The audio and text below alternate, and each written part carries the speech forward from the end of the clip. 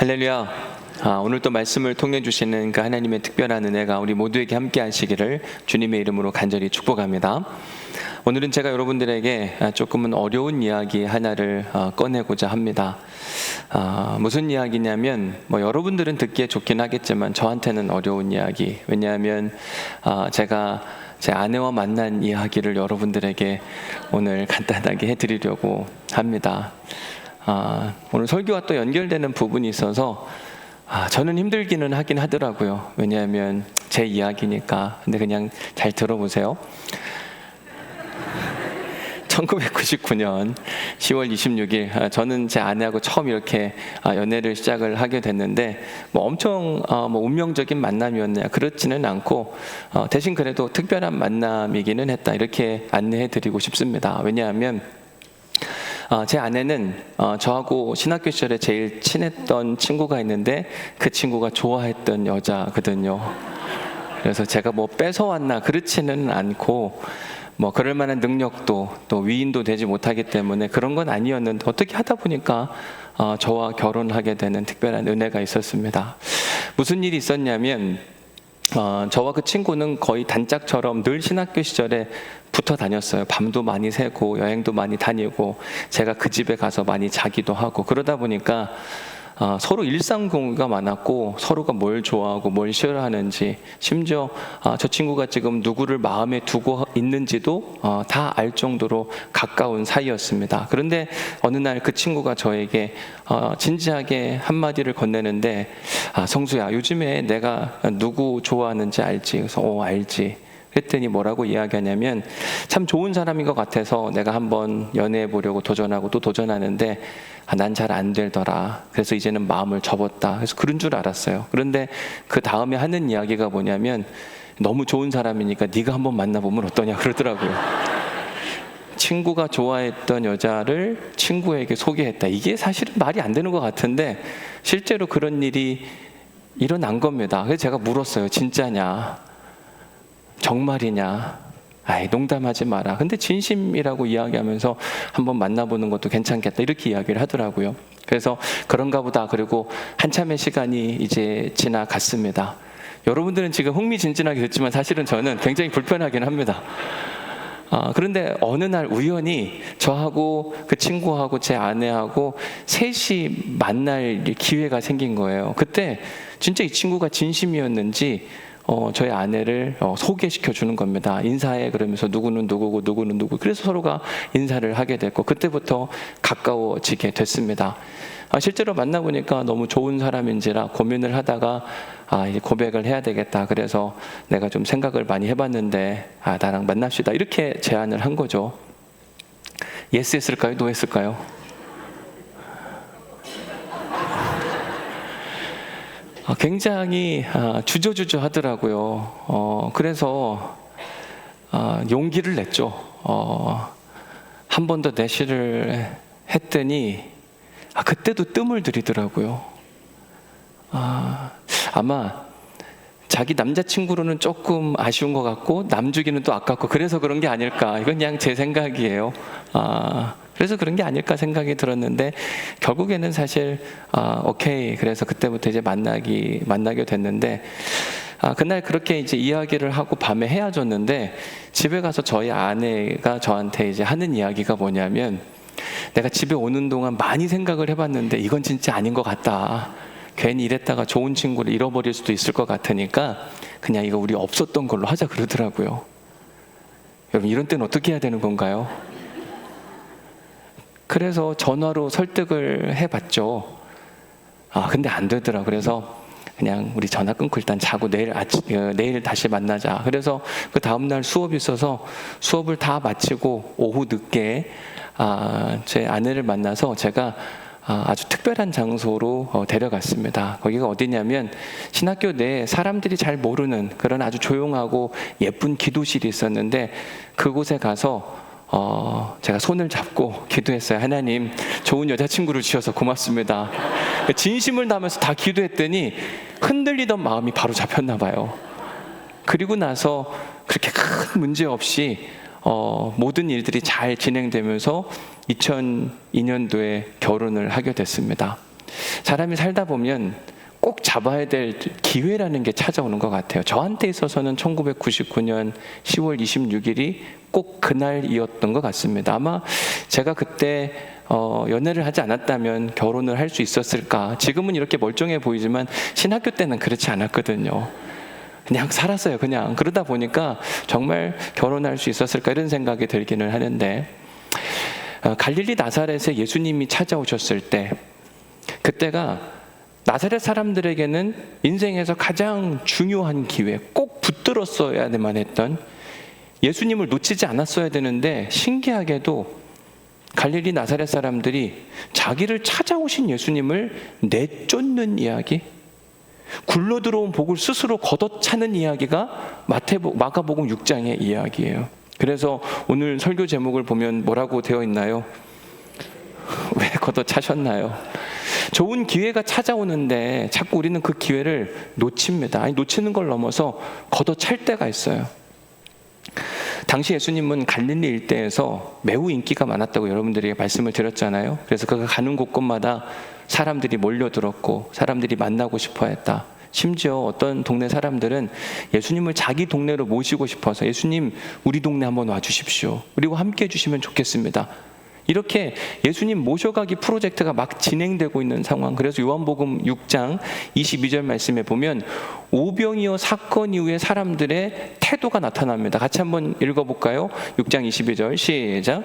이튿날 바다 건너편에 서 있던 무리가 배 한 척 외에 다른 배가 거기 없는 것과 또 어제 예수께서 제자들과 함께 그 배에 오르지 아니하시고 제자들만 가는 것을 보았더라. 사람들이 예수님을 만나고 싶어 하는 거예요. 그래서 예수님이 어디로 가나, 분명히 예수님이 제자들과 함께 올 때 여러 척의 배를 타고 왔는데 한 척은 남겨두고 나머지만 배만 갔고, 갈 때 제자들만 갔지 예수님은 안 갔다. 그럼 예수님은 이 근처 어디에 있을 것이다 라고 하는 결론이 내려진 겁니다. 그래서 그 동네를 샅샅이 찾아봐요.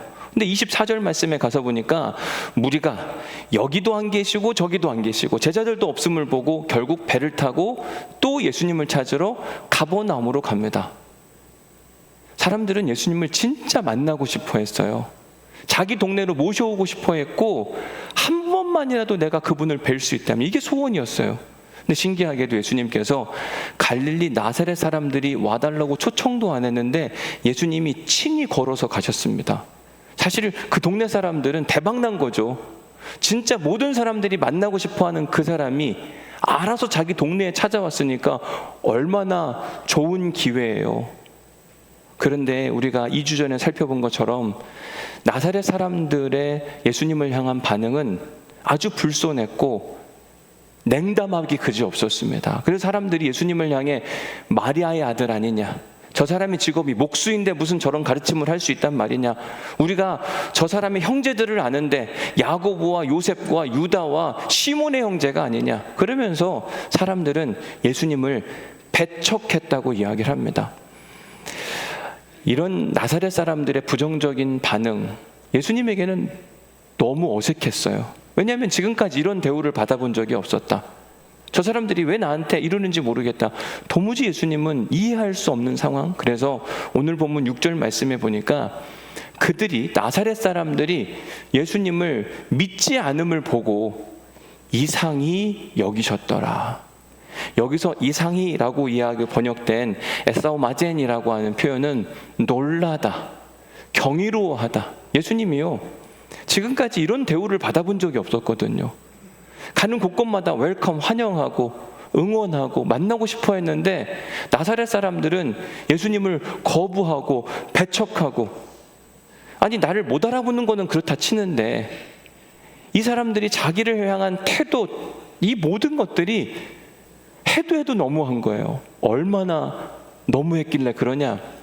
여러분 6절 말씀에 이상히 여기셨다라고 하는 표현, 에사오마젠이라고 하는 표현이 헬라어로 보면 미완료 과거 형태를 쓰는데, 헬라어에서 미완료 과거는 지속적으로 하다, 같은 행동을 반복하다라는 뜻을 갖고 있어요. 그러니까 예수님이 가는 곳곳마다 쫓아다니면서 저 사람 마리아의 아들이야, 목수가 무슨 그런 뛰어난 말을 할 수 있단 말이냐, 저 집안에서는 뛰어난 게 나올 수가 없어, 그러면서 가는 곳곳마다 괴롭히는 거예요. 사역을 못하도록 만드는 겁니다. 결국 나사렛 사람들은 예수님 사역의 장애물이 되었어요. 그러니까 어떤 일이 벌어지는가? 6절 후반절의 이야기가 벌어집니다. 이에 예수님께서 갈릴리를 떠나 다른 동네로 이사해 가신 이야기예요. 여러분 잘 한번 상상해 보십시오. 예수님이 지금 이 예배당 문 밖에서 안으로 들어오려고 하는데 우리 안내위원들이 못 들어간다고 막는다고 생각해 보세요. 당신이 여기를 왜 들어오려고 하냐? 안 된다. 얼른 가라. 이렇게 한다면, 아니 이미 예수님이 우리 안에 계신데 우리 찾아오신 예수님을 여기 당신 여기 왜 있냐? 안 가냐? 빨리 나가. 그러면서 막 윽박지르고 예수님을 내쫓는다면, 그럼 이게 말이 되나요? 이 말이 안 되는 일들이 실제로 일어나는데 어디서 일어났냐면 갈릴리 나사렛에서 일어났어요. 근데 갈릴리 나사렛에서만 일어나는 게 아니라 어디서도 또 일어나냐면 부산 온누리교회 안에서도 일어난다는 사실이에요. 도대체 이게 무슨 말이냐? 지난 몇 주 동안 여러분들에게 제가 마가복음 6장 1절부터 6절 말씀으로 따르게 하라, 이 사람이, 그리고 소수가 되는 비결, 이런 말씀을 통해서 절망 중에도 희망을 포기하지 않아야 되는 이유, 이 절망 중에도 하나님께서 일하시고 역사하시기 때문에 우리는 절망에서 희망으로 바꿔내신 하나님을 믿고 따라가야 된다. 그럴 때 우리가 절망이 희망으로 바뀌는 구체적인 방법을 여러분들에게 소개하고 또 소개해 드렸습니다. 그런데도 불구하고 우리가 그 말씀에 반응하지 않는다고 한다면 하나님이 우리를 이상히 여기시는 거예요. 아니 분명히 이렇게 얘기했는데 왜 계속 절망 가운데 살지? 분명히 절망에서 희망으로 바뀌려면 이 과정을 거쳐야 된다고 했는데 계속 저러고 있네? 하나님이 우리를 이상히 여기시는 거예요. 아니 말을 그렇게 쓰면 들어야 되는데 왜 안 듣는 거야? 만약에 예를 들어서 여기 여러분 휴지가 떨어져 있어요. 제가 줄 수 있지만 김성 목사님 지나가는데 목사님 여기 휴지가 있네. 이 말은 무슨 의미예요? 김지성 목사님이 그렇다는 이야기가 아니라 만약에 그냥 지나간다고 생각해 보세요. 아니 근데 목사님 여기 휴지가 있다고 또 지나가면 이건 뭐죠? 무시한 거잖아요. 하나님이 계속해서 나사렛 사람들에게 하나님 나라 구원 복음을 이야기하는데도 불구하고 무시하는 겁니다. 배척하는 거예요.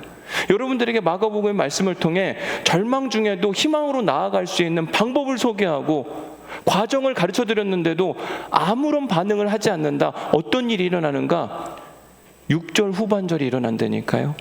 이에 예수님께서 갈릴리를 떠나 다른 동네로 이동해 가시며 사람들을 가르쳐 그들을 구원에 이르도록 하시더라.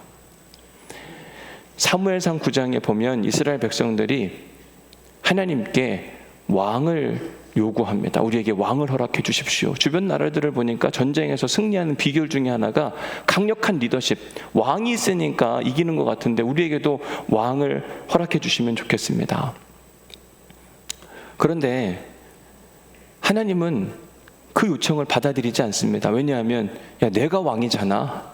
내가 너희들의 주인이고 내가 너희들과 함께 하는데 무슨 세상 임금을 구하냐. 하지마. 그런데도 불구하고 백성들이 지속적으로 요구하자 하나님은 어떤 분이시냐면 져주시는 하나님이에요. 백성들이 그렇게 원하니까 그래 그럼 알았어. 그리고 나서 하나님이 이스라엘의 첫 번째 왕을 선물해 주시는데 그 사람이 누구냐면 베냐민 지파 사람 사울이라고 하는 사람입니다. 왜 하나님은 이스라엘의 초대 왕으로 사울을 세우셨을까? 두 가지 이유가 있습니다. 첫 번째 이유가 사무엘상 9장 2절에 나옵니다. 같이 한번 읽어볼까요? 시작. 기스에게 아들이 있으니 그의 아들은 사울이요 준수한 소년이라 이스라엘 자손 중에 그보다 더 준수한 자가 없고 키는 모든 백성보다 어깨 위만큼 더 컸더라. 네, 여러분 하나님이 사울을 이스라엘의 초대 왕으로 세운 첫 번째 이유가 뭔 것 같으세요? 잘생겨서. 준수한 소년이라는 표현 자체가 잘생겼다, 보기에 너무 좋은 사람이다, 이런 표현이기도 합니다. 그리고 뭐가 크대요?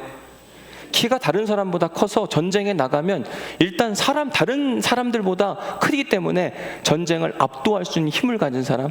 외형적으로 보니까 그 사람은 왕이 될 상이었어요. 근데 외모만 그랬던 게 아니라 성품적인 면에서도 보면 9장 21절 사울이 대답하여 이르되 나는 이스라엘 지파의 가장 작은 그 지파 베냐민 사람이 아니니까 또 나의 가족은 베냐민 지파 모든 가족 중에서도 가장 미약하고 힘없고 연약한 존재가 아니니까 그런데 어찌하여 당신은 내게 이같이 말씀하시며 왕이 될 상이라고 이야기합니까? 아주 겸손한 모습, 교만하면 아이고 당신이 나를 알아봤군요 라고 할 텐데 사울은 그렇게 하지 않았어요. 저는 그럴 만한 존재가 아닙니다. 철저하게 겸손한 모습을 보여요. 사울은 외모적으로도 그리고 내면적 성품상으로도 보면 이스라엘 백성들 중에 누구보다 왕이 될 상이었습니다. 물론 그에게도 부족하고 연약한 모습들이 분명히 있었어요. 그러나 하나님께서는 그 모든 것을 차치하고 나머지는 다 그냥 믿어주신 거예요. 그렇기 때문에 사울은 하나님의 은혜를 입어 이스라엘의 최고 지도자 자리, 왕의 자리에 오를 수 있었던 겁니다. 정말 좋은 기회, 백성들을 섬기고 백성들과 함께 하나님 나라를 이루어갈 수 있는 아주 좋은 기회였는데 그 놀라운 은혜를 입었던 사울이 타락하기 시작하면서 변질되어 가면서 그가 하나님이 그에게 주신 그 좋은 기회를 스스로 걷어차버리는 이야기가 사무엘상 15장 이후에 계속 등장합니다. 우선 사무엘상 15장 15절 말씀부터 함께 보면 같이 읽어볼까요? 시작. 사울이 이르되 그것은 무리가 아말렉 사람에게서 끌어온 것인데 백성이 당신의 하나님 여호와께 제사하려 하여 양들과 소들 중에서 가장 좋은 것을 남김이요 그 외의 것은 우리가 진멸하였나이다 하는지라. 하나님께 선택을 받은 사람이 하나님으로부터 버림받는 데는 몇 가지 이유가 있는데 오늘은 제가 세 가지를 소개해 드리려고 합니다. 첫 번째는 뭐냐면 핑계대는 인생. 아말렉과의 전투에서 하나님이 사울에게 가라, 너희가 승리할 것이다 말씀하셨고 대신 전쟁의 원칙이 있어요. 모든 것을 진멸하라, 진멸 전쟁을 명하셨습니다. 그런데 멀리서 들려오는 소리가 전쟁을 끝나고 전리품들의 뭔가 함께 오는 소리가 들리니까 사무엘이 가서 묻는 거예요.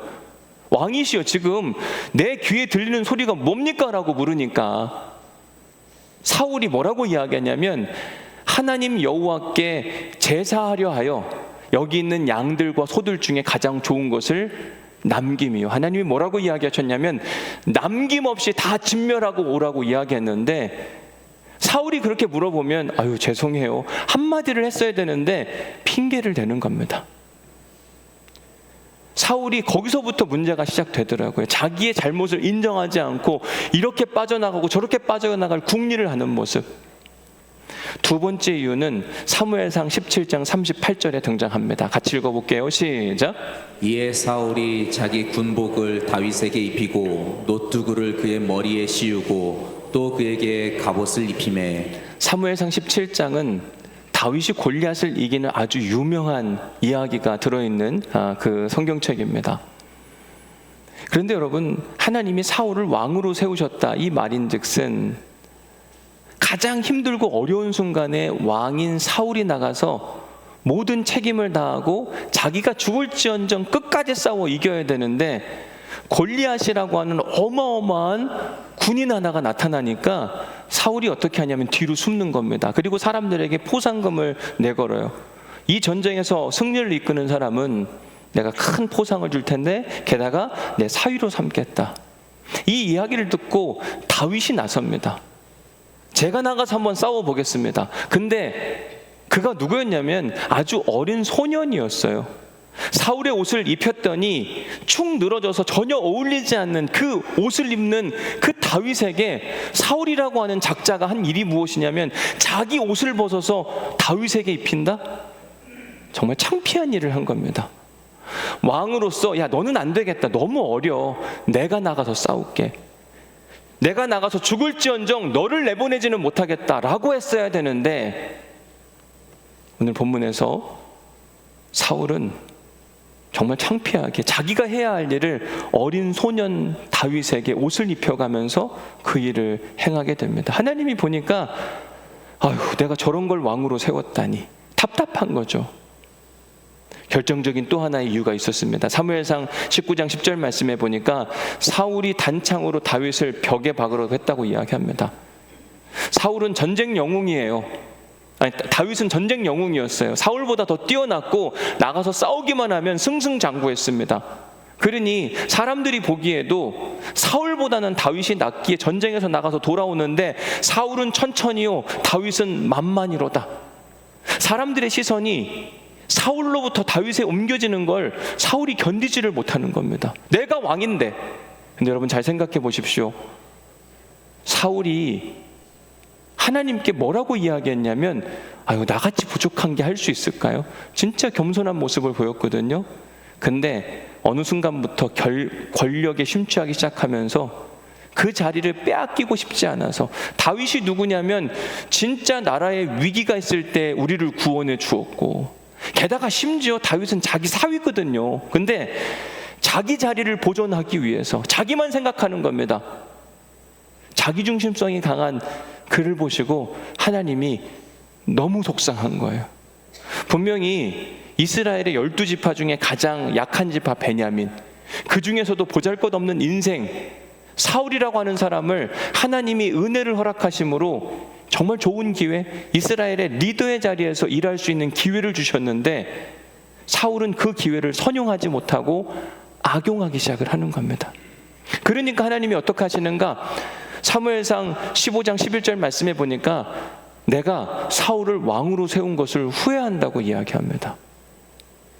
참 신기한 건 뭐냐면요, 하나님은 왜 후회할 짓을 했을까요? 하나님 다 아신다며요.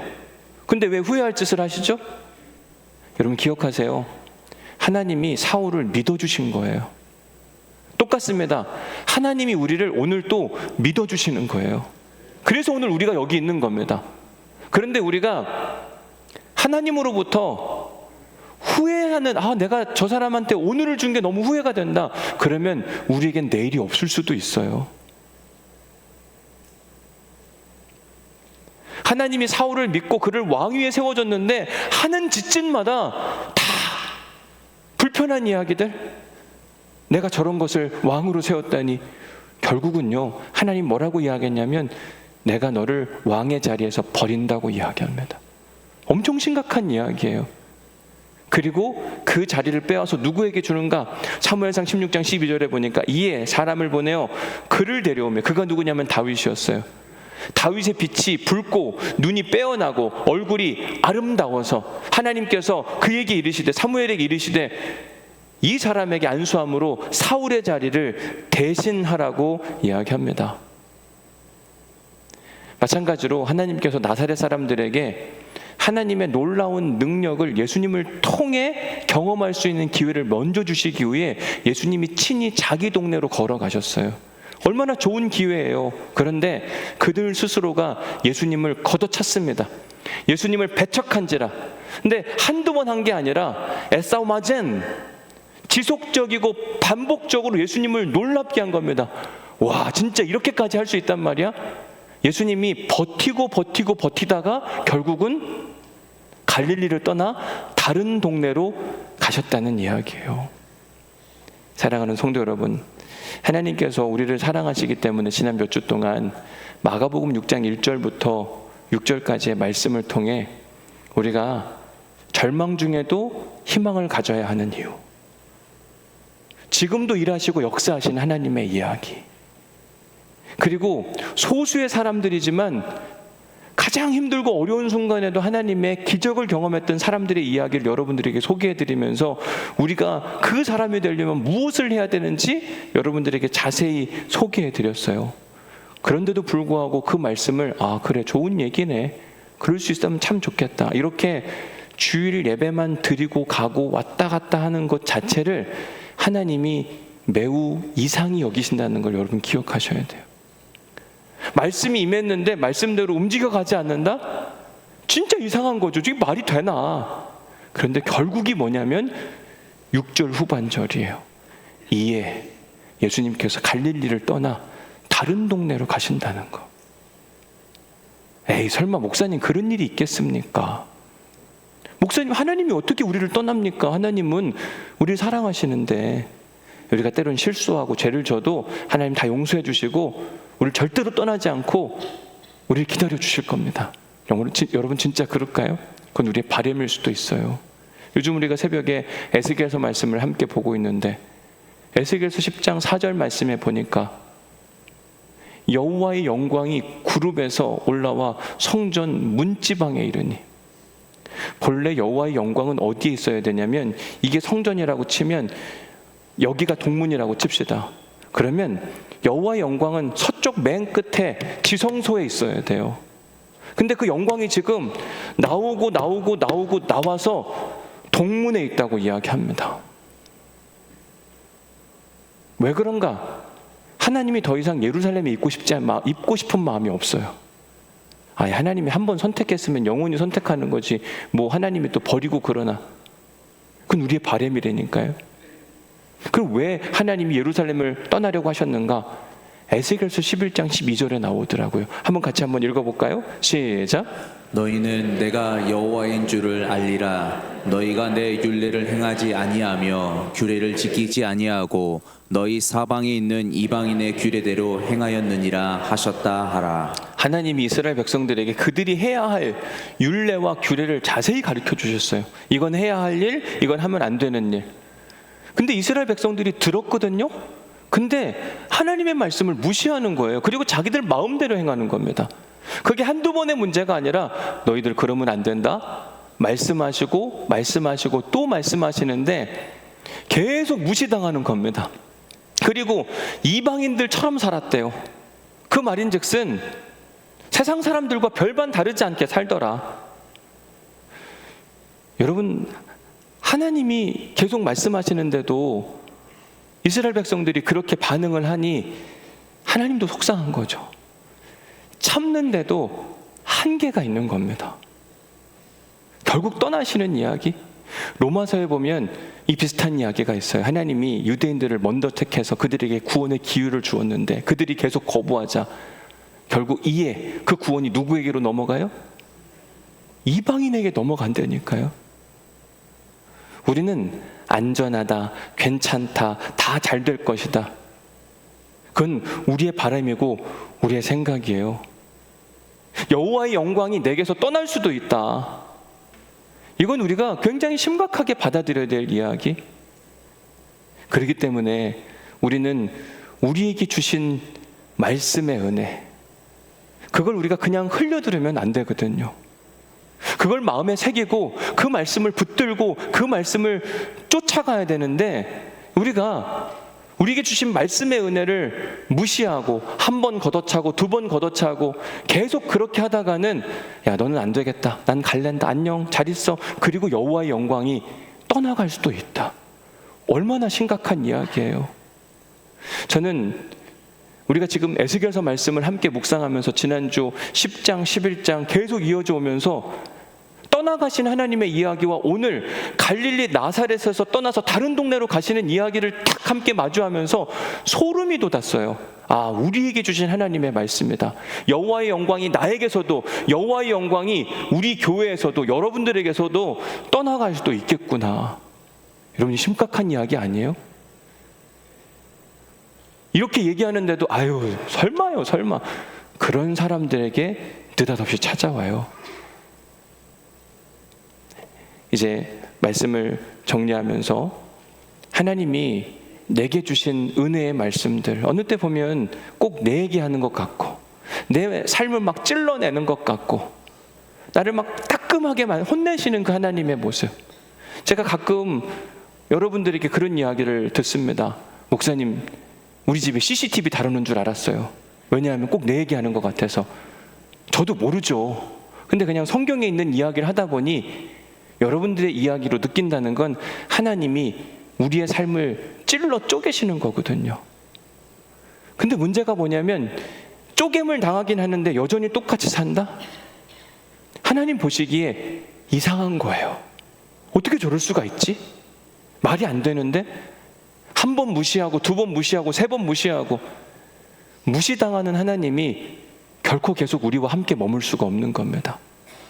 그렇기 때문에 여러분들에게 주신 하나님의 은혜의 말씀이 있다고 한다면, 내가 이거 해야 하는데, 했어야 하는데, 그 말씀을 계속 뒤로 미루고 있었다고 한다면 지금 하셔야만 합니다. 아이, 다음에 하죠. 뭐 내일도 있을 수 있는데. 여러분, 과연 정말 내일도 있을까요? 내일은 여러분 선물같이 찾아오는 일들이에요. 내일도 있을 것이다. 그건 우리의 바람일 뿐이지 어느 순간 내일이 없는 오늘을 산다. 당신 오늘까지입니다. 여러분, 이게 얼마나 위험한 이야기예요. 오늘 우리에게 주신 그 말씀의 은혜를 다시 한번 새기고, 내가 말씀에 도전을 받고 해야지 했던 일을 계속 뒤로 미루면서, 올 한 해를 시작하면서 내가 올 한 해는 이것 꼭 한번 해보리라 해놓고 여전히 뒤로 미뤄서 못하시는 분들, 꼭 다이어트에 성공하시기를 간절히 바랍니다. 이건 다이어트는 하나의 예고, 우리가 끊임없이 말씀을 통해서 주시는 은혜가 있었잖아요. 근데 왜 계속 못하냐고요. 이제 계시록 3장 20절 말씀을 함께 읽고 마무리를 하려고 하는데, 같이 한번 읽어볼까요? 시작. 볼지어다 내가 문 밖에 서서 두드리노니 누구든지 내 음성을 듣고 문을 열면 내가 그에게로 들어가 그와 더불어 먹고 그는 나와 더불어 먹으리라. 삼위일체 하나님의 특징이 뭐냐면 계속 두드린다는 겁니다. 아무개야, 내가 안 들리니? 어느 때는 주일 강단을 통해서, 어느 때는 기도하는 중에, 어느 때는 내가 성경을 읽는 중에 하나님이 계속 우리를 두드리세요. 그런데 어느 때는 이 소리가 안 들립니다. 왜 안 들리는가 생각해보면, 이 소리보다 더 큰 세상의 소리가 들려오면 하나님이 아무리 두드려도 들리지 않아요. 어느 때는 내가 이 소리가 들리는데도 불구하고 문을 열지 못합니다. 왜냐하면 두려워서. 근데 문을 열면 내가 그리로 들어가서 그와 함께 더불어 먹고 또 먹으리라. 하나님이 지금 우리의 삶의 문지방에 있을 줄 모릅니다. 떠나가면 가는 거예요. 오늘 말씀으로 우리를 두드리고 계십니다. 문을 열고 떠나가는 주님을 붙들기를 간절히 축복합니다. 오시옵소서. 우리 함께하여 주옵소서. 주의 권능과 능력이 나타나게 하여 주옵소서. 네, 그러려면 해야 하는 일이 무엇이냐면, 지금까지 무시했던 하나님의 말씀, 내가 해야만 한다고 생각을 했는데 미뤄놨던 그 이야기들, 그 이야기에 도전하셔야 돼요. 내가 그때 그 말씀 다 적었어요. 나 이렇게 한번 해보리라. 그리고 그냥 지나갔다. 아무 의미 없는 겁니다. 내가 목사님한테 이거 어떻게 좀 해보세요 하는데 할게요 그리고 그냥 간다고 생각해 보세요. 기분 나쁜 거죠. 근데 여러분 잘 기억하세요. 하나님은 기다려주시는 분이세요. 오늘이 마지막 기회라고 생각하셔야만 합니다. 그리고 마음문을 열고 내가 그동안 해야 했는데 하지 못했던 영적인 일들 도전하셔서 하나님이 떠나가는 게 아니라 하나님이 다시 들어오는 역사가 있기를 간절히 축복합니다. 주신 말씀 생각하면서 은혜 받은 말씀 적어보십시오.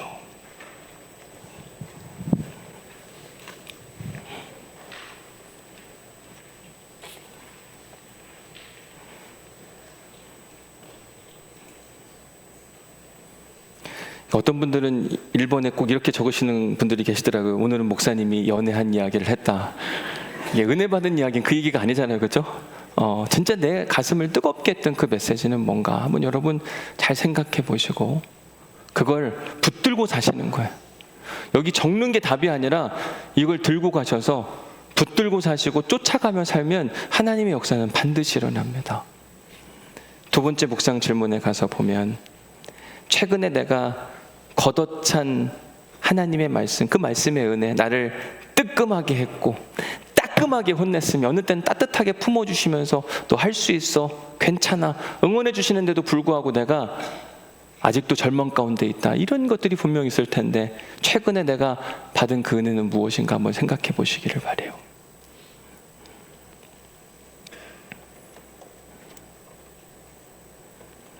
내가 꼭 해야 하는데 자꾸 뒤로 미루는 일, 그게 뭘까를 잘 찾아보셔야만 합니다. 해야지 근데 아직까지도 못하고 있는 거, 하나님이 무시받는 느낌이거든요.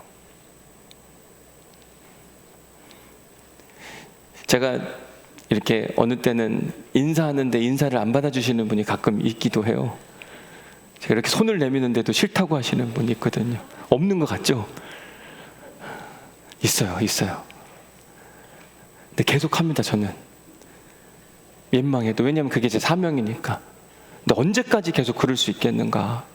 잘 기억하셔야 돼요. 하나님이 참다가 후회한다, 버리는 거지 한 번 갖고 하는 거 아닙니다. 인내심이 한계가 분명히 있다니까요. 마지막 세 번째, 삼위일체 하나님과 성령님과 예수님을 걷어차는 사람들의 특징이 이제 5가지 여러분들에게 소개하면서 이제 마가복음 6장 1절부터 6절의 이야기를 딱 마무리 지으려고 합니다. 우선 첫 번째는 어떤 사람이냐면 선입견을 가지고 바라보는 사람, 마리아의 아들, 목수, 누구 집안 사람. 이거 굉장히 위험한 거. 이건 하나님을 걷어차는 사람들의 특징이에요. 두 번째는 불순종. 분명히 말씀하셨는데도 불구하고 하나님 말씀에 순종하는 사람들은 소수였다니까요. 의외로 적습니다. 많지 않아요. 주신 말씀 앞에 정말 순종할 용기가 있는가? 오늘 또 문을 두드린다고 이야기했는데 문 열고 예수님 어서 오시옵소서, 제가 그동안 미뤄놨던 일 하겠습니다, 이렇게 결단하는 사람이 생각보다 적습니다. 이게 예수님을 걷어차는 두 번째 이유. 세 번째는 뭐냐면 이제 사울의 이야기로 가서 핑계대는 사람. 하나님 진짜 싫어하거든요. 잘못했으면 잘못했다고 말할, 하나님이 원하신 건 딱 그 한마디거든요. 미안해. 이 한마디면 끝나는데 이건 이래서 그런 거고요, 저건 저래서 그런 거고요, 안 하려고 했었는데, 다 핑계거든요. 하나님이 진짜 싫어하는 사람.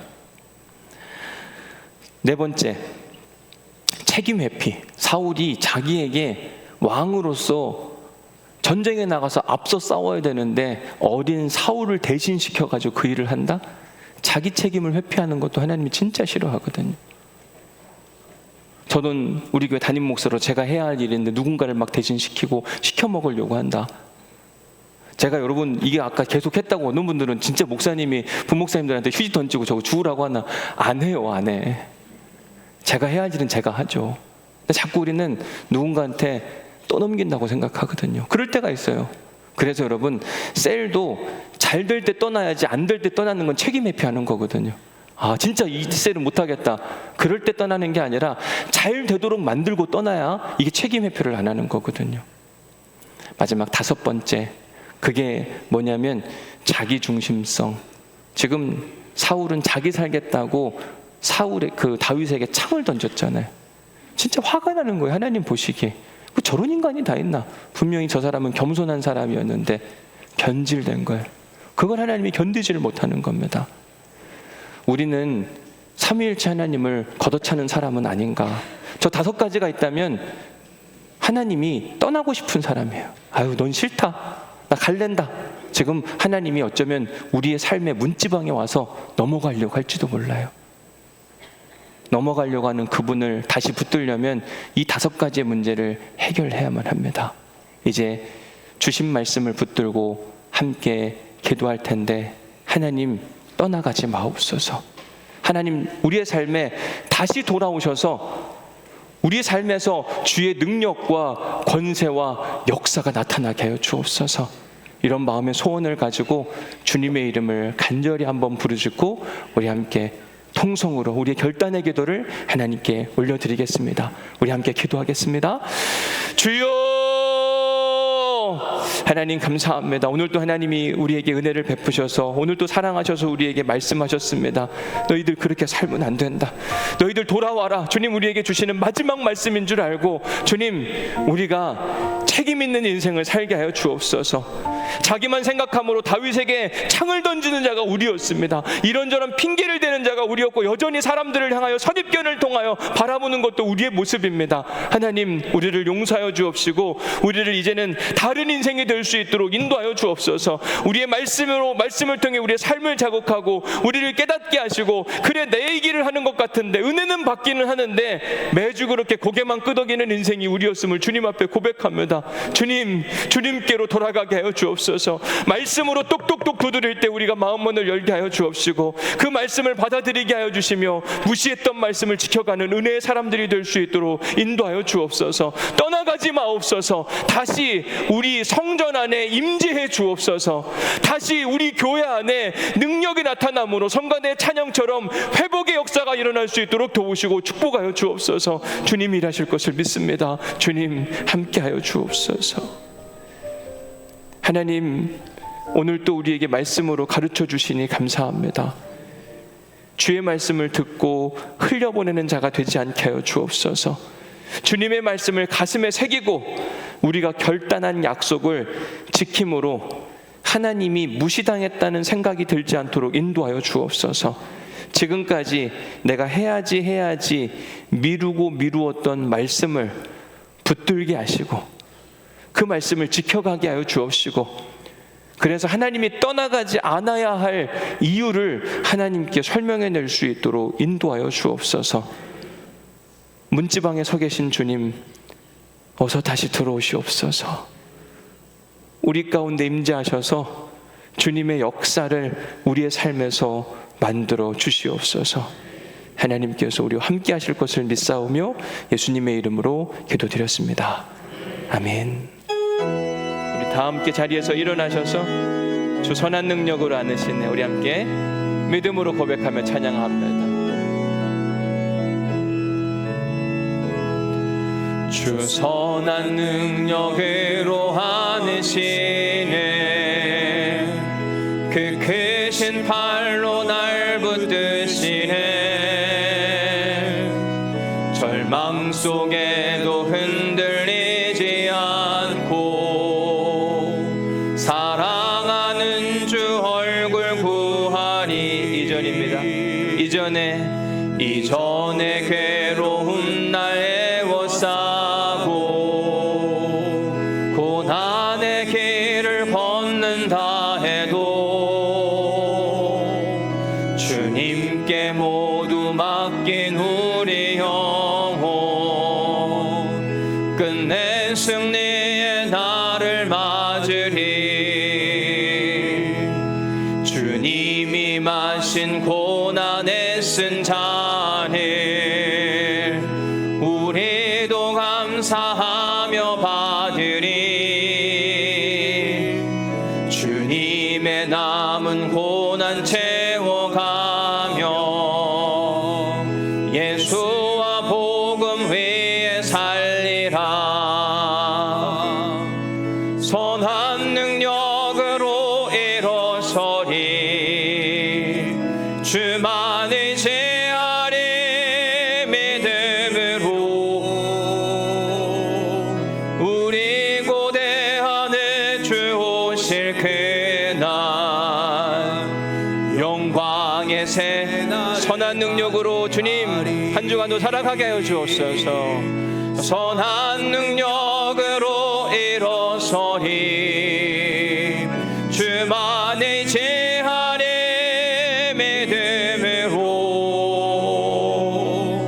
우리 고대하네 주 오실 그날 영광의 새 날을 맞이하리.